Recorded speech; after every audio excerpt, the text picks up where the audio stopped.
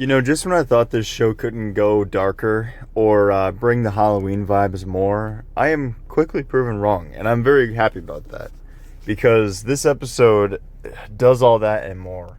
Today I'm going to be talking about Gravity Falls Season 1, Episode 12, titled Summerween. Basically, if you're new to this channel, I'll break it down a little bit by kind of going through the episode bullet point style. Giving you guys a general gist of what happened, and then I'll give my thoughts on the episode. So in this episode, it kind of kicks off with, the explanation that Summerween is here. It's a celebration that the town of Gravity Falls does because they love Halloween so much they celebrate it twice. Which honestly, same. I want to institute that tradition into my town. I think it's a really good idea. But yeah, I mean, they have it all. They have costumes, candy, trick-or-treating, and even jack-o'-melons, which, if you're wondering what that is, it's basically, well, what it sounds like. It's a watermelon jack-o'-lantern. So, there you go. But yeah, kicks off with the explanation of Summerween is upon us. So everyone's excited. Mabel especially, she loves dressing up in her twin costumes with her brother Dipper. And honestly, Dipper likes trick-or-treating as well. So he's pretty excited to go with her and Mabel's friends. And of course, Zeus, who is dressed up as a luchador wrestler. But there's a knock at the door, and it's actually Wendy telling Dipper about a party that her and Robbie are going to. And she just assumes, that he'll be free because, what is he, a little baby going trick-or-treating? And Dipper goes along with it because he wants to, of course, impress Wendy because he has a crush on her. So he tells her he'll be there. So he basically tries, fake being sick to Mabel, tells her he can't go, and all this other stuff. And they're looking at the, this is kind of important, I guess, too. They were looking at some of the candy earlier in the episode, and they were throwing all the loser candy. And everyone has their own loser candy. For me, it's those mothballs with chocolate. I don't know what they're called. Maybe Whoppers. I could be wrong. But either way, I hate them. So, and everybody has their own loser candy, so let me know what yours is down below. But yeah, they're throwing out loser candy. They get a knock at the door, though, and it's a guy. Well, I say guy. It is a thing who, in my opinion, kind of is he's tall, lanky, kind of thicker in the midsection. He's got almost like a scarecrow, vest jacket thing on. A scarecrow hat and a smiley face, like a weird, creepy little mask. And for some reason, Dipper and the other kids are not at all terrified of this guy, even though Dipper's being incredibly rude to him, telling him to get lost. Mabel wants to talk to him, so she opens the door, and the guy's pissed because they weren't taking him serious. So he lets the kids know that they have until the last jack-o'-melon is blown out to collect 500 pieces of candy, or else he will eat all of them. And he shows them he means business by eating a literal child on their doorstep named, I believe his name was Gorney. He was just a little baby. He just picks him up and eats him whole. So the kids are terrified because obviously, like I said, this guy, it shows that he's the real deal. So they start freaking out and they go to Zeus, who is the expert on this guy because he warned them about the Summerween trickster, and that's apparently who we just saw. So they know it's serious. They take it serious. They see him crawling on the roof of their shack when they go outside to tell Zeus. So they get to work. Dipper reluctantly goes trick-or-treating with them, although it doesn't start very well because they don't really get that much candy because he's not dressed up because, he's too cool. And at this part, I got a lot of Hocus Pocus vibes with, Max trick-or-treating with his sister. I don't know, maybe that's not what they were going for, but that's just what I picked up on. That's what I felt. I just got a lot of those kind of vibes, which I really liked because who doesn't love Hocus Pocus? But eventually Dipper realizes he's going to have to suit up in order to get the candy, so him and Mabel go as peanut butter and jelly, which is very, very funny. I love the twin costumes in this episode that they talk about and that they show. I think it's perfect. It makes so much sense because it's an easy way to win costume contests, to get the most candy. It just makes sense. So yeah, they go trick-or-treating. They start honestly making some good progress thanks to their costumes until Dipper sees Wendy coming down the street with Robbie. So he quickly ditches the costume, puts the candy in a bush, and acts like he's just chilling there. He's just a cool guy minding his own business. What's up, Wendy? What's up? She makes sure he's still coming to the party. He says he is. And Robbie asks Dipper why he's out there. And I love this part. Dipper goes, I like watch the kids trick or treat. Reminds me of my own childhood. Reminds me of when I was a kid. And honestly, all of us have had that moment where it's like we always try to be older than we are. Where we're like, yeah, it reminds me, takes me back to when I was a kid. And we're saying that as we're like 20 years old, as if we're not still a kid, basically. So I really love that part. I thought it was pretty funny. But upon seeing this, Mabel confronts Dipper, and all of her friends do as well, and Zeus.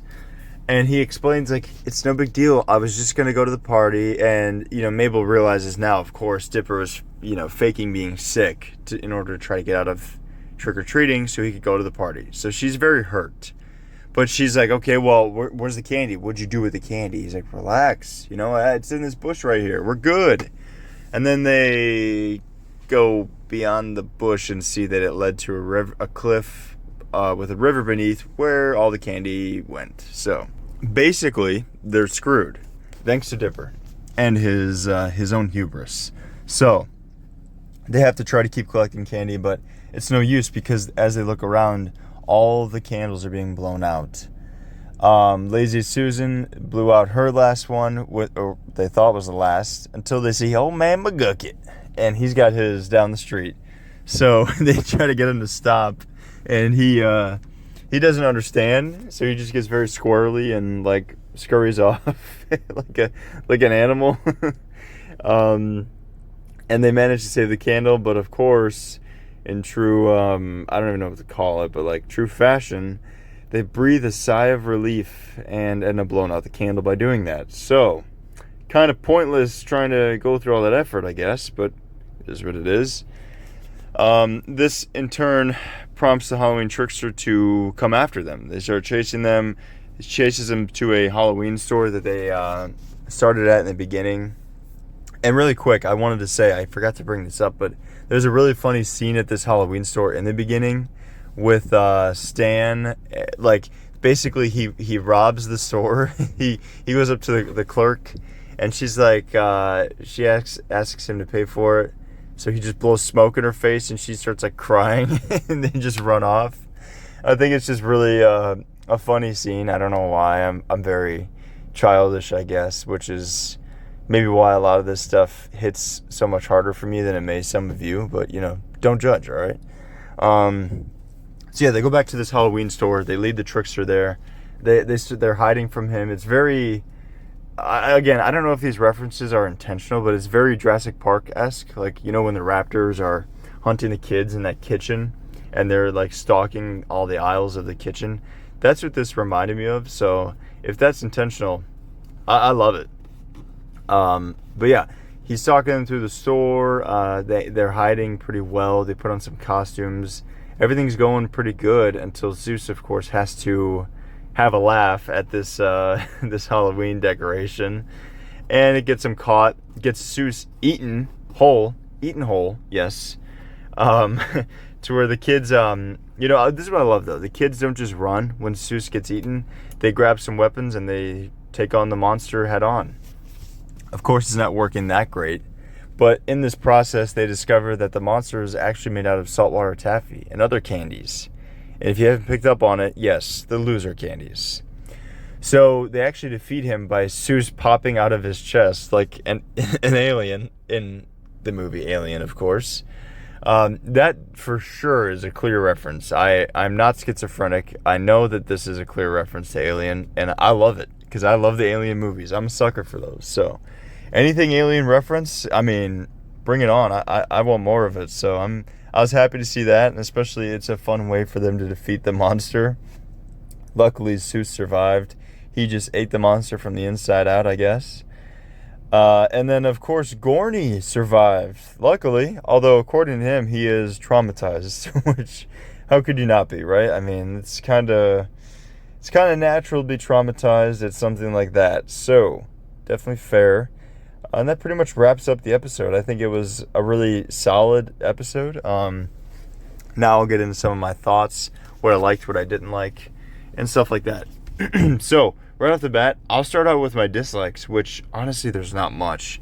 The only thing I will say I wanted from this episode, or I kind of wish that it had, was that I wish it was more like moving the plot along, I guess, like the overarching story. I would love to give you guys theories, but honestly, I feel like the last episode or two haven't really had enough for me to give a cohesive theory on where things are going.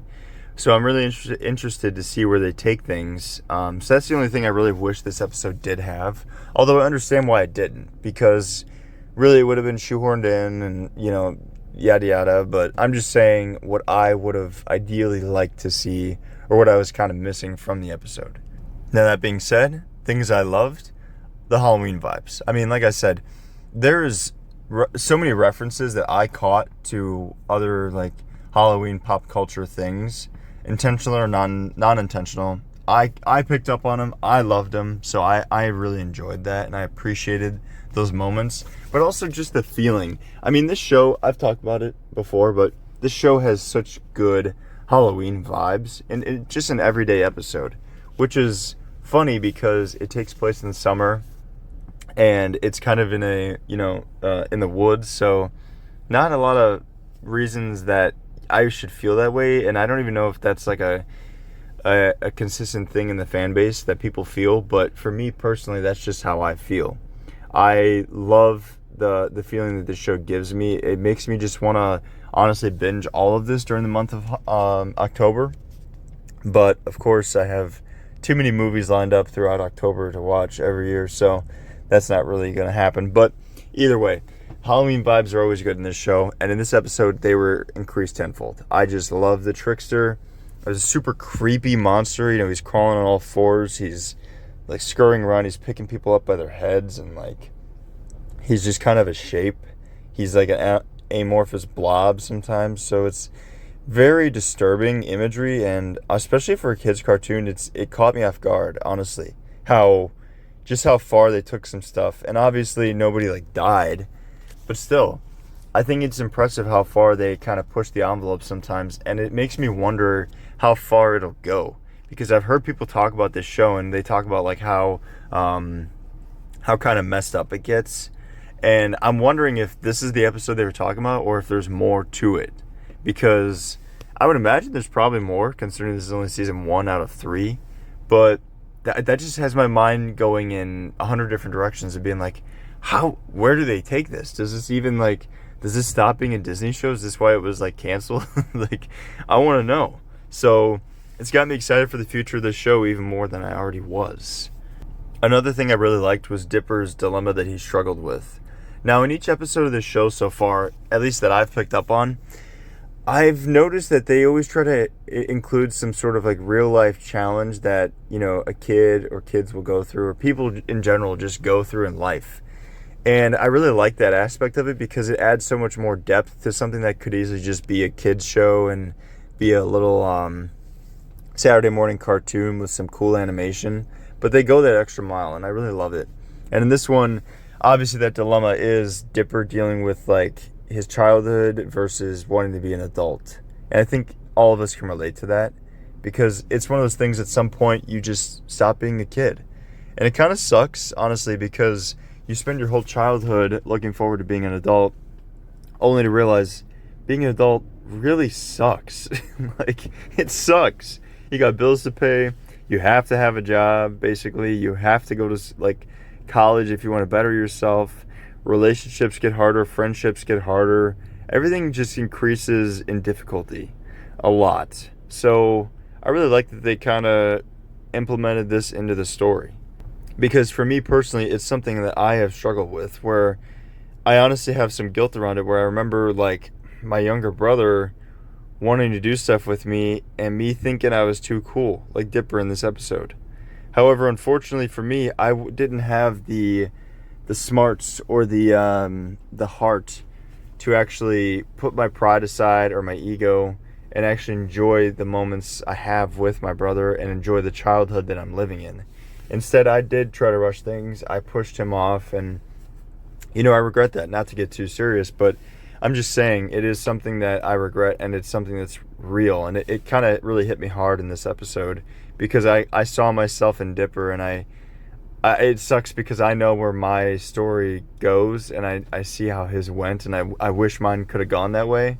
But, I guess that's life. We live and we learn, and we just try to move on and do the best we can from there. But I just love that they included that because it's a very real part. I know a lot of my friends went through the same thing where it's like you go your whole childhood trying to grow up so fast, and honestly, there's not like a clear, concise point where it's like you remember stop being a child, but there's a point where like it just flips. Like you no longer do the stuff you used to do that you enjoyed. It's kind of like people say, like, you play outside with your friends for the last time without knowing it. You do a lot of the stuff in your life for the last time without knowing it. And that's very sad to me, and I'm a very sentimental, sappy person, so it always hits me hard to see stuff like that. So I really enjoyed to tackle that in this episode because Dipper and Mabel's relationship is honestly like the heart of this show. I brought it up in my last video, but seriously, whoever wrote this, I believe I think his name is Alex Hirsch. I saw that when I was doing research on this video. So, if that is the creator, prove me or correct me if I'm wrong. But yeah, I just feel like the creator of this show and the writer knows like a sibling relationship. So I feel like they definitely had a sibling because Dipper and Mabel's relationship is so good and their dynamic is really great because they're not perfect every episode. Actually, they're imperfect almost every episode. But they always come back to each other. They always help each other when it matters most. And that's what being a sibling is all about. Because obviously, if you guys have siblings, it's not perfect. It's not sunshine and rainbows. It's actually quite the opposite most of the time. But you love them no matter what. You will do anything for them no matter what. Aside from certain, scenarios, obviously, everybody's situation is different. And I just love that about these two in this episode. Because Dipper hurts Mabel, and he realizes that. And he does what's right. He fixes the situation. And, they end the night eating candy, watching horror movies together. And I love that because it reminded me of my brother and I. I was kind of a wuss when it came to horror movies, but, we both were. But granted, we loved eating candy, watching TV on Halloween in our living room floor. So it's just a lot of stuff in this episode remind me of my childhood. So maybe I'm a little bit biased. Maybe you guys can relate. And if you do, I'd love to hear some stories down below because Halloween is such a special time for me, and I think a lot of this stuff is the reason why. I think a lot of it is like traditions I've created with my brother or like cousins or family, and just a lot of the feelings I got from that time. And honestly, it's a really fun time of the year. So all in all, this episode was really good. I wouldn't say it's perfect. I'd probably give it a 4 out of 5. Although I love this. I could see myself revisiting this so many times, and I think you guys, if you haven't seen it, you should definitely give it a watch, even though I just spoiled it for you. My bad. But I'd say give it a watch because it's really good, and I think it's honestly deeper. Maybe I'm just looking way too deep into this show, and if I am, maybe you guys can tell me, but I don't think I am. I think it's really cool how in-depth they go and how emotional this show can get. So I think this episode was nearly perfect. Like I said, if it just it was just kind of one of those like one-offs where it doesn't really do anything to progress the plot. So I feel like I can't really give it a 5 out of 5. So for now, it's sitting at a 4 out of 5. I would love to revisit this every Halloween, honestly. And yeah, hopefully you guys enjoyed. If you stuck around, I really do appreciate you listening to my ramblings, my incoherent babbling. I really enjoyed talking about this show. And hopefully you guys can enjoy what I have to say about it because I think it's a really, really awesome show and I'm excited to explore more. So definitely be on the lookout for the next episode of it. I will be watching that soon, getting that out to you guys hopefully really soon. Like I said, I want to get back on track with these Gravity Fall videos. So it's definitely something I'm serious about now that life isn't in the way as much. But as I mentioned before, life is it's a journey for sure. So we'll see.